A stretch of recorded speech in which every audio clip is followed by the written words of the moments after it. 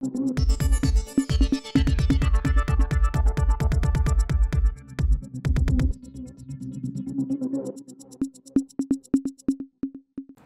இது news focus Tamil.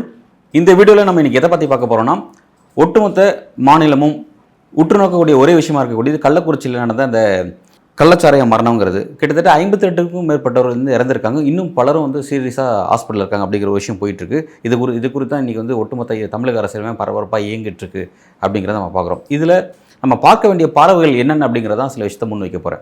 Kallakurichi இந்த கள்ளச்சாராய மரணம் இந்த சப்ஜெக்ட் ரொம்ப சீரியஸான விஷயமா மாறுறதுனால இன்னைக்கு எல்லாருமே இது குறித்து எழுதுறாங்க, பேசுறாங்க. ரொம்ப முக்கியத்துவம் வாய்ந்த ஒரு பிரச்சனையாக மாறிடுச்சு. இது குறித்து பலரும் பல பார்வைகளை முன்வைக்கிறாங்க. அது என்ன பார்வைகளாக இருக்குது அப்படின்னு பார்த்தீங்கன்னா, சிலர் வந்து பூரண மதுவிலக்கு நோக்கி தமிழ்நாடு வந்து நகர ஆரம்பிக்கணும், அது இதுக்கு சரியான நேரம், ஏன்னா வந்து இந்த பிரச்சனை வந்து அப்போ தான் வந்து ஒரு முழு தீர்வு நோக்கி நகரும் அப்படிங்கிற விஷயத்தை முன்வைக்கிறாங்க. பிறகு வந்து இந்த விஷயத்துக்கு திமுக அரசு பொறுப்பேற்க வேண்டியது இருக்குது, திமுக வந்து ஒரு மிகப்பெரிய ஃபெயிலியர்னு சொல்லி திமுக மீது ஒரு சார்ஜஸ் முன்வைக்கிறாங்க. இன்னும் பலர் வந்து இந்த விஷயத்துக்கு திமுக அரசு பொறுப்பேற்று முதல்வர் ஸ்டாலின் பதவி விலகணும் அப்படின்னு சொல்லிட்டு முன்வைக்கிறாங்க. இதே மாதிரி வந்து பார்த்திங்கன்னா வந்து காவல்துறை மீது குற்றச்சாட்டு, இந்த மாதிரி இந்த சம்பவத்துக்கு யாரெல்லாம் காரணமாக இருக்காங்களோ தனித்தனியாக பிரித்து அவங்க மீதெல்லாம் வந்து ஒரு குற்றச்சாட்டை முன்வைக்கிறாங்க அப்படிங்கிற விஷயங்கள்லாம் நம்ம இந்த விஷயத்தில் பார்க்க முடியுது. பிறகு வந்து ரொம்ப முக்கியமான விஷயம் வந்து தமிழ்நாடு அரசு இந்த 3 வருஷத்தில், திமுக அரசு இந்த 3 வருஷத்தில் டாஸ்மாகோட விலையை கடுமையாக உயர்த்திருச்சு. டாஸ்மாகில் இந்த டாஸ்மாக் சரக்குகள் ரொம்ப அதிகமான விலைக்கு விற்றது இந்த மாதிரியான ஒரு விஷயத்தை மக்கள் நுகர்வதற்கு ஒரு காரணமாக அமைஞ்சிருச்சு அப்படின்ற ஒரு பார்வையை முன்வைக்கிறாங்க. இந்த மாதிரி பலரும் பல பார்வைகள் முன்வைக்கிறாங்க. இப்போ நம்ம இதில் எந்த பார்வையை முன்வைக்க போகிறோம் அப்படின்னா, ஃபர்ஸ்ட் ஆஃப் ஆல் பூரண மதுவிலக்கு அப்படிங்கிறது சாத்தியமானு பார்த்தா அது வந்து உண்மையிலே ஒரு சாத்தியம் இல்லை அப்படிங்கிறத நம்ம பார்க்குறோம். ஏன்னா மனிதன் எப்போது தோன்றினானோ அப்போதிருந்து வந்து அவனுடைய இந்த போதைக்காக, இந்த கல்ச்சருக்காக அவன் பல விதங்களையும் வந்து இந்த மாதிரியான விஷயத்தை நுகர்றதுங்கிறது அவனுடைய ஒரு இயல்பான அவனோட ஹேபிட்டாக மாறிடுச்சு. அப்படின்னும் போது பூர்ண மதுவிலக்கு சாத்தியமே இல்லை. அந்த பார்வை உண்மையில நம்ம மாற்றி அமைச்சுக்கணும் அப்படிங்கிறத கவனிக்கிறோம். அடுத்ததாக பார்த்தீங்கன்னா, இந்த சப்ஜெக்டை பொறுத்திருக்கு, இந்த கள்ளச்சார மரணம் இது ஏன் இந்தளவுக்கு நம்ம சீரியஸாக இப்போ நம்ம பேசுகிறோம் அப்படின்னு பார்த்தீங்கன்னா, சரியாக இப்போ இருந்து ஒரு 13 மாதத்துக்கு முன்பு 2023 மே மாதம் அப்போ வந்து நம்ம விழுப்புரம் மாவட்டம் பக்கம் மரக்காணமும் பிறகு செங்கல்பட்டு மாவட்டத்திலையும் கிட்டத்தட்ட பார்த்திங்கன்னா ஒரு 28 பேர் இந்த கள்ளச்சாரம், இதே மாதிரியான கள்ளச்சாரம், அது விஷ சாராயம், பிறகு மெத்தலாம் குடித்தாங்க, இது மாதிரி பல விஷயங்களை சொல்கிறாங்க. பட் ஒரு அரசாங்கம் அங்கீகரிக்காத ஒரு போதைப் பொருள் அதை வாங்கி சாப்பிட்டாங்க, அதன் காரணமாக இறந்தாங்க அப்படிங்கிறதான் விஷயம் உண்மை. இப்போ அப்போ வந்து இந்த சப்ஜெக்ட் வந்து ஒரு சீரியஸ் டாக்காக மாறிச்சு. அதன் பிறகு திரும்ப ஒரு 13 மாதம் கழித்து இப்போ வந்து இந்த சப்ஜெக்ட் மாறுது. கிட்டத்தட்ட 52க்கும் மேற்பட்டவங்க இறந்துட்டாங்க. இன்னும் 100கணக்கான பேர் ஹாஸ்பிட்டலில் இருக்காங்க. அதில் ஒரு 20-30 பேர் வந்து கவலைக்கிடமாக இருக்காங்கன்னு சொல்கிறாங்க. அப்போ டெத் ரேட் வந்து ஒவ்வொரு நாளும் இன்க்ரீஸ் ஆகிட்டே இருக்குங்கிறத நம்ம பார்க்குறோம். அப்போ நம்ம இந்த இடத்துல நம்ம இதை ஏன் ரொம்ப முக்கியத்துவம் வாய்ந்த செய்தியாக கருதணும் அப்படின்னா, டெத் ரேட்டை வச்சு நம்ம கருதுகிறோம். ஏன்னா கள்ளச்சாரம் எங்கேயோ ஒருத்தன் காசுறாங்க அப்படிங்கிறது நமக்கு ஒரு பெரிய விஷயம் இல்லை. எவ்வளோ பேர் இறந்தாங்க, அந்த இறந்த எண்ணிக்கை தான் நம்மளை இந்த செய்தியை நோக்கி நிறைய தேட வைக்குது, படிக்க வைக்குது, அதை பார்க்க வைக்குது, அதை நோக்கி நம்மளை உந்தி தள்ளுது அப்படிங்கிறத பார்க்குறோம்.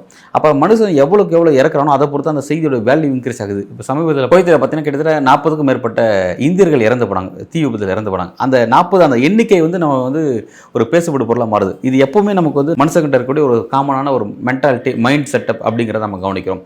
அப்போ அதன் காரணமாக இதை நம்ம பேசிகிட்டு இருக்கோம். ஆனால் இந்த பார்வை நம்ம மாற்றிக்க வேண்டியது இருக்குது. ஒரு நபர் இறந்தாலும் சரி, அல்லது நபரே இறக்காமல் போனாலும் சரி, அந்த விஷயத்தை நம்ம வந்து உன்னிப்பாக கவனிக்கணும். எப்போதுமே எல்லா செய்திக்கும் நம்ம ஒரு ஈக்குவல் இம்பார்ட்டன்ஸ் கொடுக்கணும் அப்படிங்கிறது நமக்கு இந்த விஷயத்தை உணர்த்துது அப்படிங்கிறத கவனிக்கிறோம். அடுத்ததாக பார்த்தீங்கன்னா, இன்றைக்கி நாளிதழில் வந்திருக்க ஒரு முக்கியமான செய்தி. இந்த செய்தி வந்து ஒரு 3 விஷயத்தை, ஒரு 3 நபர்களை கோடிட்டு காட்டுது. அந்த 3 நபரில் ஒரு நபர் ரொம்ப உயர்வாக காட்டுது. அது யார் அப்படிங்கிறத பார்க்கலாம். ஃபர்ஸ்ட் ஆஃப் ஆல் வந்து செல்வகுமார் அப்படிங்கிற ஒருத்தரும், ரெண்டாவது வந்து மோகன்ராஜ் அப்படிங்கிறவரும், மூணாவது ஜெயச்சந்திரன் அப்படிங்கிறவரும். இந்த 3 பேரும் யார் அப்படின்னு பார்த்தீங்கன்னா, 3 பேரும் கள்ளக்குறிச்சி மாவட்டத்தோட எஸ்பியாக இருந்தவங்க. இல்லை இந்த செல்வகுமார் யாருன்னு பார்த்தீங்கன்னா 2022 ஜூன் மாதம்னு நினைக்கிறேன், கள்ளக்குறிச்சியில் கனியமூரில் சக்தி மெட்ரிகுலேஷன் பள்ளின்னு ஒரு பள்ளி இருக்குது. நம்ம ஃபேமஸான ஒரு பள்ளி நம்ம பார்த்துருப்போம். ஸ்ரீமதி அப்படின்ற ஒரு பெண் வந்து இறந்து போனாங்க. ஒரு படிக்கக்கூடிய ஒரு மாணவி, 12ஆம் வகுப்பு படிக்கக்கூடிய ஒரு மாணவி மர்மமான முறையில் இறந்து போனாங்க. அது ஒரு மிகப்பெரிய சர்ச்சையாக மாறிச்சு. தமிழ்நாடு தலையே ஒரு முக்கியமான நியூஸ் அது மாறிச்சு. கிட்டத்தட்ட சோஷியல் மீடியாஸ் வந்து அது ரொம்ப அந்த விஷயத்தை ரொம்ப சென்சிட்டிவாக மாற்றி அதில் வந்து அது இருக்கக்கூடிய அரசியல் என்ன, அந்த மறைபொருள் என்ன அப்படிங்கிறத ரொம்ப டீப்பாக டிஸ்கஸ் பண்ணாங்க அப்படிங்கிறத ஒட்டுமொத்த நம்ம மாநிலமே அதை உணர்ந்திருக்கும், பார்த்துருக்கும். அந்த சப்ஜெக்டில் அந்த காலகட்டத்தில் செல்வகுமார்ங்கிறவர் அந்த மாவட்டத்துடைய எஸ்பியாக இருந்தார் அப்படிங்கிறத கவனிக்கிறோம். அப்படி இருக்கும்போது அந்த பிரச்சனைக்கு ஒரு முக்கியமான ரோல் அவர் தன்னோட கடமையாற்ற தவறிட்டார் அப்படின்னு சொல்லிட்டு உடனடியே அன்றைக்கு இருந்த டிஜிபி சைலேந்திர பாபு அவரை பணியிட மாற்றம் செஞ்சுட்டு அவருக்கு பதிலாக மோகன்ராஜ் அப்படிங்கிறவரை எஸ்பி அந்த மாவட்டத்தில் நியமனம் செய்கிறார். அந்த மோகன்ராஜ் தான் வந்து அவர் அந்த விஷயத்தை சரி பண்ணிட்டார். அந்த கன்னியாகுமரி அந்த ஸ்ரீமதி வழக்கை வந்து அவர் சரி பண்ணி அந்த விஷயத்தினுடைய பரபரப்பை மாவட்டத்தில் குறைச்சி நார்மல் ஆக்டிவிட்டிஸ் கொண்டு வந்துட்டார். அடுத்ததாக வந்து அவர் அந்த மாநிலத்தில் எஸ்பியாக தொடரணும் அப்படின்னா மாநிலம் வந்து ஒரு அமைதியான நிலைமையில் இருக்கணும். அந்த அமைதிக்கு முக்கியமான காரணம் கிரைம் ரேட்ஸ் குறைவாக இருக்கணும் அப்படிங்கிற விஷயம். கிரைம் சிகரெட்ஸுக்கு இந்த மாதிரியான போதைப் பொருட்கள் கஞ்சாவோ இந்த மாதிரி கள்ளச்சாராயமோ இதெல்லாம் ஒரு முக்கியமான ஒரு ரோல் பண்ணும். அப்படிங்கும்போது அந்த கள்ளச்சாராய விஷயத்தை கண்ட்ரோல் பண்ணுறதுக்கு அவர் பல முயற்சிகள் அந்த காலகட்டத்தில் எடுத்திருக்காரு. அவர் எடுக்கும் பொழுது அதை தடுத்தது யார் அப்படின்னு பார்த்தீங்கன்னா லோக்கலில் இருக்கிற திமுக பிரமுகர்கள் வந்து அவர் வேலை செய்ய விடாமல் தடுத்திருக்காங்க அப்படிங்கிற நியூஸ் தான் வந்து வெளியாயிருக்கு. அப்படின்ற பட்சத்தில் அந்த விஷயத்தை பொறுத்த வரைக்கும் இனிமேல் இந்த விஷயத்தை சரி பண்ணாமல் கள்ளச்சாராயம் வந்து இங்கே ஆறாக பெருக்கெடுத்து ஓடுது இந்த மாவட்டத்தில். இதோடு நம்ம இங்கே பணியாற்றணும், உண்மையில் நம்மளோட பேருக்கும் நம்மளோட தொழிலுக்கும் மிகப்பெரிய களங்கம் உண்டாக்கும். அந்த களங்கத்தை நம்மளால் போக்கவே முடியாது அப்படிங்கிற இடத்துக்கு அவர் நகராரு. அதன் காரணமாக என்ன பண்ணுறாரு, விருப்ப ஓய்வில் கிளம்பலாம் அப்படின்னு முடிவு எடுக்கிறாரு. அவருக்கு இன்னும் 8 மாதம் சர்வீஸ் இருக்குது. அப்போ அந்த 8 மாதத்துக்கு முன்னாடி ஒரு விருப்ப ஓய்வு வந்து அறிவிக்கலாம் அப்படின்ற இடத்தை நோக்கி நகராரு. அவர் ஏன் விருப்ப ஓய்வு அறிவிக்கிறார் அப்படிங்கிறதும் காவல்துறை வட்டாரத்துக்கு நல்லாவே தெரிஞ்சிருக்கு. இந்த காரணமாக தான் அவர் வந்து இங்கேருந்து போகிறாரு. அவரால் இந்த விஷயத்தை கலாச்சார விஷயத்தை தடுக்கிறதுக்கு லோக்கல் திமுகவே ஒரு பெரும் தடையாக இருக்குது அப்படிங்கிற விஷயம் காரணமாக தான் அவர் வந்து இங்கேருந்து விருப்ப ஓய்வில் போகிறார் அப்படிங்கிற விஷயம் வந்து தெரிஞ்சிருக்கு. அப்படின்ற பட்சத்தில் அன்றைக்கு இருந்த காவல்துறையும் இங்கே இருந்த தமிழக அரசினுடைய நிர்வாக ஸ்ட்ரக்சரும் என்ன சொல்லியிருக்காங்கன்னா, அவரை தன்னோட பர்சனல் விருப்பத்தின் பேரில் தான் அவர் இங்கேருந்து ஓய்வு பெற விரும்புகிறாரு அப்படின்ற வகையிலேயே அவர்கிட்ட அந்த லெட்டர் எழுதி வாங்கியிருக்காங்க.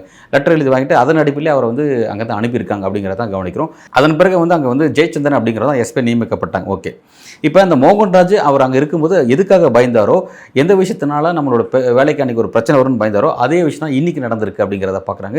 இதை காவல்துறையே மோகன்ராஜோட ஆக்டிவிட்டிஸ் பாராட்டத்தக்கது, அவர் எதுக்கு பயந்தாரோ அது இன்றைக்கி நடந்துருச்சு அப்படிங்கிறத உறுதிப்படுத்தும் விதமாக வந்து இன்றைக்கி ஒரு நாளிதழில் செய்தியில் வெளியே இருக்குது. இந்த மாதிரி விஷயத்தை நம்ம வந்து இப்போ இது எதுக்காக சொல்ல வரோன்னா, இப்போ காவல்துறையோ எல்லா துறையிலும் சரி, நம்ம எந்த நிர்வாகத்துறையிலும் சரி, அரசியல் துறையிலும் சரி, அரசியல்வாதிகளாக இருந்தாலும் சரி, யாராக இருந்தாலும் சரி, ஒரு குறிப்பிட்ட ஒரு ஸ்ட்ரக்சருக்குள்ளே எல்லாருமே கரெக்டாக இருப்பாங்க. எல்லாருமே வந்து ஒரு தவறுக்கு உடந்தையாவோ இல்லை தவறு செய்யப்படுவோ இருப்பாங்க. அந்த இடத்துல யாராவது ஒருத்தரோ 2 பேரோ அந்த தவறு செய்ய மாட்டோன்னு ஒரு கொள்கை பிடிப்போடு வாழ்வாங்க. அந்த மாதிரியான நபர்களை நம்ம அங்கீகரிக்க தவறுறோம். அதன் காரணமாக ஒரு மிகப்பெரிய ஒரு சீரழிவு சமுதாயத்தில் நடக்குது. அது எல்லா துறையிலுமே இருக்குது அப்படிங்கிறத ஒரு முக்கியமான ஒரு நியூஸாக இருக்குது. இது பற்றி பத்திரிகையாளர் கோட்டீஸ்வரன் நம்மகிட்ட ஒரு கருத்தை பகிர்ந்திருக்காரு. அது என்னன்றதை பார்ப்போம். நம்ம தான் யாருன்னா ஒரு காவல்துறை யாருன்னா ஒருத்தர் லஞ்சம் வாங்கலை, இல்லை ஒரு தாசில்தார் லஞ்சம் வாங்காமல் நேர்மையாக இருக்கு, நம்மளாம் என்னைக்கு அவங்களெல்லாம் பாராட்டுறோம்? ஒரு கான்ஸ்டபிள் சைக்கிளில் போனால் நம்ம என்னைக்குன்னா கூப்பிட்டு அவர் கௌரவம் போட, அதுக்கு தான் சம்பளம் கொடுக்குறோம். நம்ம இன்றைக்கி இது லஞ்ச லாவணியம் வாங்காமல் இருக்கிறதுக்கு அவங்கள கௌரவிக்கணுங்க. இன்றைக்கி நிலமை அப்படி இருக்குது. நீங்கள் அந்த மாதிரி பண்ணியிருந்தீங்கன்னா ஏதோ ஒரு 2 காவல்துறை அதிகாரி சொல்லியிருப்பாங்களே, எஸ்பி புதுசு தெரியாது, வட இந்தியாவிலேருந்து ஒரு தெரியாது, ஐயா இந்த மாதிரி போதையா இது என்றைக்கு என்ன ஆகும்னு தெரியல, யாரோ ஒருத்தர் போய் சொல்லியிருப்பாங்கல்ல. நீங்கள் அங்கீகரிக்கல, நீங்கள் எல்லாம் துட்டு வாங்கிக்கணும், போஸ்டிங் போடுறீங்க. அது இருக்கிறது தானே எல்லா இடத்துலையும். இந்த ட்ரான்ஸ்ஃபருக்கு இந்த பிரச்சனை ரொம்ப நாளாக இருக்குது. ஐயா செந்தில் பாலாஜி எதுக்கு போனார்? இப்போ ட்ரான்ஸ்ஃபருக்கு தானே கேட்பாங்க, ஆதாரம் இருக்கான்னு. அதுக்கு சொல்கிறேன். பத்திரிகையாளர் கோட்டீஸ்வரன் சொன்னதை நம்ம பார்த்துருப்போம். இதன் மூலமாக நம்ம தெரிஞ்சுக்க வேண்டியது என்னன்னா, நம்ம எல்லாருமே நம்மளை சுற்றி நேர்மையாக இருக்கக்கூடிய நபர்களை அங்கீகரிக்கணும். அங்கீகரிக்காமல் போகிறதோட விளைவு தான் இது போன்ற 52 பேர் இறக்குற மரணம், அல்லது அதுக்கும் அதிகமான நபர்கள் இறக்கக்கூடிய மரணம் அப்படிங்கிறதெல்லாம் நம்ம செய்யக்கூடிய ஒரு தவறு தான் அப்படிங்கிறத நம்மளால் ஒரு நினைவுபடுத்தக்கூடிய ஒரு முக்கியமான ஒரு மெசேஜாக இருக்குது அப்படிங்கிறத கவனிக்கிறோம். அடுத்ததாக பார்த்தீங்கன்னா, தமிழக முதல்வர் ஸ்டாலின் வந்து கோகுல்ராஜ் அப்படின்னு சொல்லி ஓய்வு பெற்ற ஒரு நீதிபதி தலைமையில் ஒரு நபர் ஆணையத்தை ஒன்று அமைச்சிருக்காரு இந்த விஷயத்தை விசாரிக்கிறதுக்கு அப்படிங்கிறது. இந்த ஆணையத்தை பற்றி நம்ம சொல்லணும் அப்படின்னா, தமிழக அரசியல் கடந்த காலத்தில் எங்கேயாவது ஒரு பகுதியில் நிர்வாக ரீதியாவோ அல்லது சமுதாயத்தில் ஏதோ ஒரு வகையில் ஒரு கிரைம் சம்பவம் நடக்குதுன்னு வைங்களேன், ஒரு கலவரமோ ஒரு மோசமான நிகழ்வோ ஒரு என்கவுண்டரோ ஒரு விஷயம் ஏதாவது நடக்குது அப்படின்னா, அது சர்ச்சையாக மாறுது, சமுதாயத்தில் ஒரு பேசுபடும் பொருளாக மாறுது அப்படின்னா உடனடியாக வந்து அரசு வந்து அது எந்த அரசாக இருந்தாலும் சரி ஒரு விசாரணை கமிஷன், ஓய்வு பெற்ற நீதிபதி தலைமையில் ஒரு விசாரணை கமிஷன் அமைப்பாங்க. அமைச்சு அவங்க கொடுக்குற அடிப்படையில் அவங்க கொடுக்குற அந்த ரிசர்ச் பண்ணிவிட்டு அவங்க சில ரிப்போர்ட்ஸ் கொடுப்பாங்க. அதன் அடிப்படையில் அடுத்த கட்ட நடவடிக்கை அரசு எடுக்கும் அப்படிங்கிறத பார்க்குறோம். ஆனால் நம்ம எல்லாருக்கும் தெரியும், இந்த மாதிரியான ஒரு விசாரணை கமிஷன் அப்படிங்கிறது இதை நம்ம எப்படி பார்க்கணும் அப்படின்னா, அதோட இன்னொரு பக்கத்தையும் பார்க்கணும். இன்றைக்கு இருக்கக்கூடிய ஒரு பரபரப்பை அமைதிப்படுத்துவதற்கு அரசாங்கம் கையாளக்கூடிய ஒரு தற்காலிக நடவடிக்கை அப்படிங்கிறத பலரும் விமர்சனமாக முன்வைக்கிறாங்க. பொது வழியிலே அந்த விமர்சனத்தை முன்வைக்கிறாங்கிறத பார்த்துருக்கோம். இன்றைக்கி இருக்க இந்த திமுக அரசு ஆட்சிக்கு வருவதற்காக கடந்த காலத்தில் அதிமுக செஞ்ச ஒரு பெரிய தவறை தனக்கு ஒரு அரசியல் பிரச்சாரமாக எடுத்து பயன்படுத்துகிறாங்க. அது எதுங்கிறத நம்ம பார்த்துருப்போம். தூத்துக்குடியில் துப்பாக்கி சூடு நடந்தது. ஸ்டெர்லைட் ஆலைக்கு எதிராக நடந்த ஒரு போராட்டம், அதன் காரணமாக நடத்தப்பட்ட துப்பாக்கி சூடு 13க்கும் மேற்பட்டவர் இறந்து போனாங்க அப்படிங்கிறத பார்த்தோம். அந்த விஷயத்தில் ஓய்வு பெற்ற நீதிபதி அருணா ஜெகதீசன் தலைமையில் ஒரு கமிஷனை இந்த திமுக அரசு தான் அமைச்சாங்க. ஆனால் அந்த கமிஷன் கொடுத்த ரிப்போர்ட்டின் அடிப்படையில் என்ன நடவடிக்கை எடுத்தாங்கன்னு பார்த்தா இன்னி வரையும் வந்து பிளைண்டாக தான் இருக்குது. எந்த நடவடிக்கையும் எடுக்கல அப்படிங்கிறதான் விஷயமா இருக்குது. ஏன் அந்த விஷயத்தில் பாதிக்கப்பட்ட காவலர்களுக்கு ஆதரவாக தமிழக அரசு தரப்பு வழக்கறிஞர் வந்து நீதிமன்றத்தில் ஒரு பதில் மனு தாக்கல் பண்ணார் அப்படிங்கிறதெல்லாம் கடும் சர்ச்சையெல்லாம் மாறுச்சு.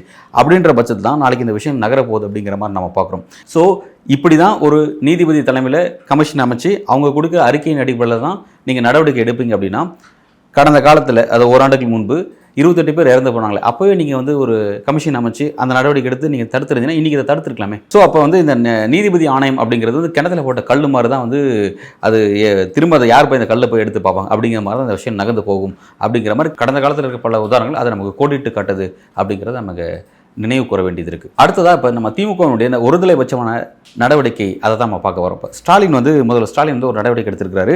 அவர் வந்து காவலர்கள் மீது, மாவட்ட ஆட்சியர் மீது, பிறகு மதுவிலக்கு, அந்த மதுவிலக்கு துறையை சார்ந்த அரசு நிர்வாகிகள்லாம் தன்னோட கடமையை கள்ளக்குறிச்சி மாவட்டத்தில் செய்ய தவறிட்டாங்க அப்படின்னு சொல்லிட்டு அவங்க முதல் நடவடிக்கை எடுத்துட்டாங்க.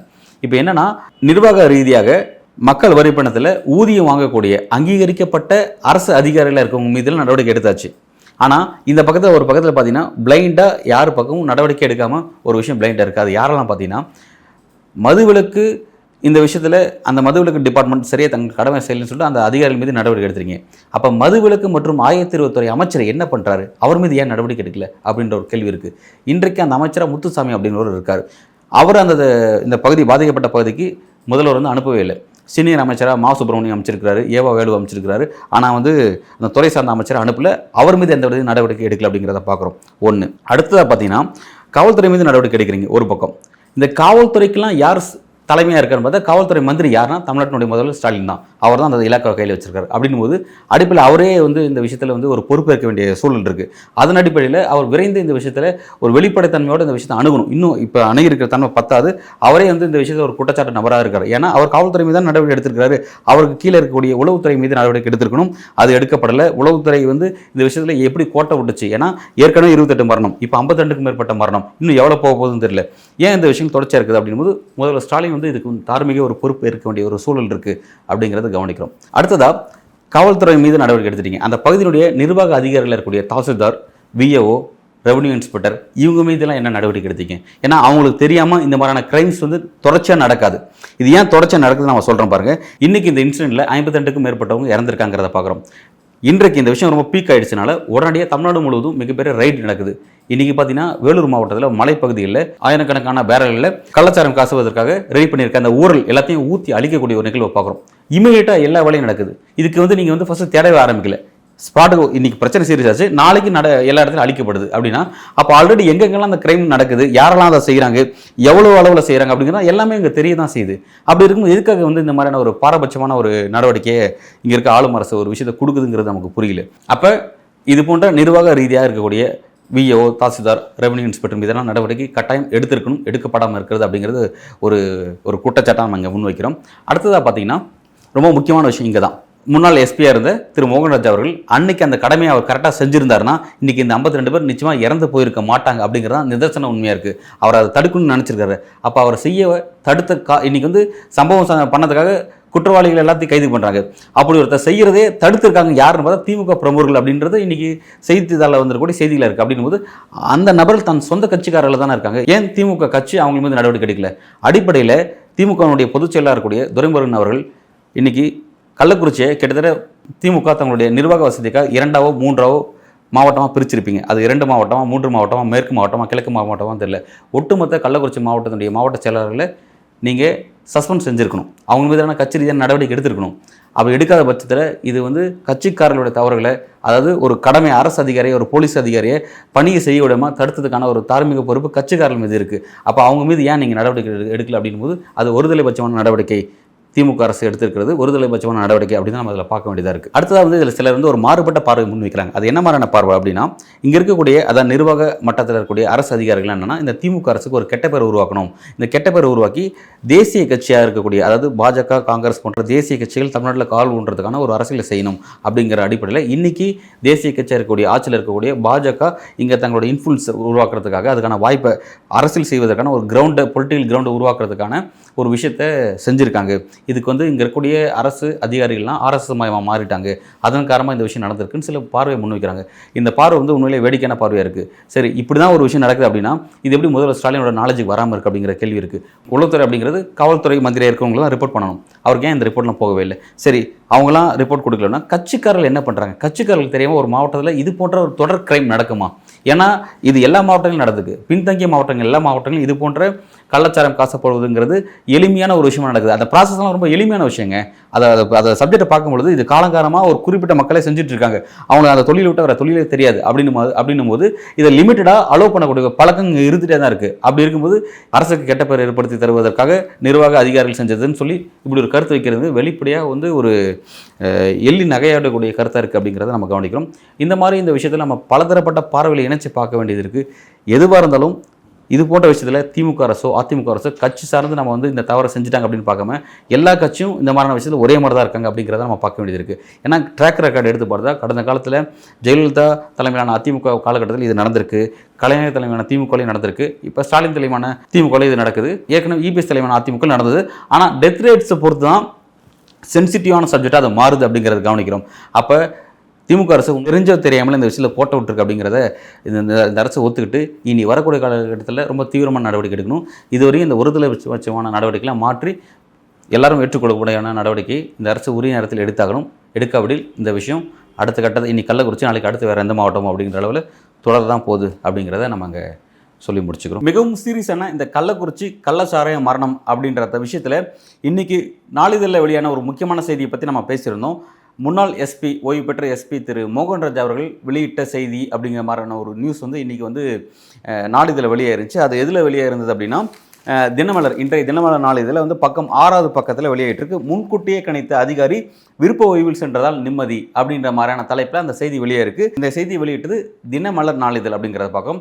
இப்போதைக்கு ஒரு நியூஸ் வெளியிட்டிருக்கு. குறிப்பாக இந்த ஓய்வு பெற்ற இந்த எஸ்பி இருக்கார்ல மோகன்ராஜ், இவர் ஒரு வீடியோ பேசியிருக்கார், ஒரு கேமரா ஆன் பண்ணி ஒரு வீடியோ பேசியிருக்கார். அதில் என்ன சொல்லியிருக்காருன்னா, இந்த மாதிரி நான் சொன்னதாக ஒரு செய்தி வெளியிட்டிருக்கு, நான் அப்படி சொல்லவே இல்லை, என்னுடைய தனிப்பட்ட காரணங்களுக்காக தான் நான் அந்த விருப்ப ஓய்வில் போனேன், இந்த மாதிரி தவறான செய்தியை வெளியிட்டுட்டாங்க அப்படின்னு சொல்லி அவர் ஒரு விஷயத்தை சொல்லியிருக்கிறார். இந்த நியூஸ் இன்னைக்கு காலையிலே பிரிண்ட் ஆகி வந்துருச்சு. ஆனால் அவர் மறுப்பு தெரிவிக்கிற செய்தி இன்று மாலை சர்க்குலேட் ஆகிட்டு, மாலையும் இரவும் அந்த நியூஸ் சர்க்குலேட் ஆகிட்டு இருக்குங்கிறத கவனிக்கிறேன். இப்போ என்னென்னா, இந்த செய்தி உண்மையா பொய்யா அப்படிங்கிற விஷயத்தில் அவர் இந்த தினமலர் அவரை பற்றி தவறாக வெளியிட்ட தினமலர் நாளிதழ் மீது அவர் நடவடிக்கை எடுக்கும் பட்சத்தில், அதை அவதூறு வழக்கு தொடுக்கும் பட்சத்தில் தான் அந்த விஷயத்தை அதனுடைய உண்மைத்தன்மை நம்ம அறிய முடியும். இல்லாத பட்சத்தில் இது உண்மையா பொய்யா, ஏன்னா அன்றைக்கே அந்த நியூஸில் தெளிவாக இருக்குது. அவர் உண்மையான காரணத்தை சொல்லும் பொழுது அரசு அதிகாரிகளுடைய நெருக்கடியின் காரணமாக தான் அவர் இந்த விஷயத்தை மாற்றி, அதாவது தன்னோட விருப்பத்தின் பேரில் நான் ஓய்வு பெறேன் அப்படிங்கிற மாதிரி சொன்னதாக தான் ரிப்போர்ட் ஆகிருக்கு. அதனால் இப்போ வெளியிடுற வீடியோவும் கூட அவர் உண்மையாக வெளியிடறாரா அல்லது நிருபத்தின் அடிப்படையில் வெளியிடறாரா அப்படிங்கிறது நமக்கு தெரியல. இதோட உண்மைத்தன்மை இவர் தினமலர் மீது அவதூறு வழக்கு தொடுக்கும் பட்சத்தில் தான் இதனுடைய அடுத்த கட்ட அரசியல் பின்னணி என்ன அப்படிங்கிறத நம்ம உணர முடியும். அதுக்காக தான் அந்த விஷயத்தை இங்கே பதிவு பண்ணுறேன். இது கூடவே அவர் பேசின அந்த வீடியோவும் இதில் இணைச்சிருக்கேன், அவசியம் பார்க்கவும். மிக்க நன்றி. வணக்கம்.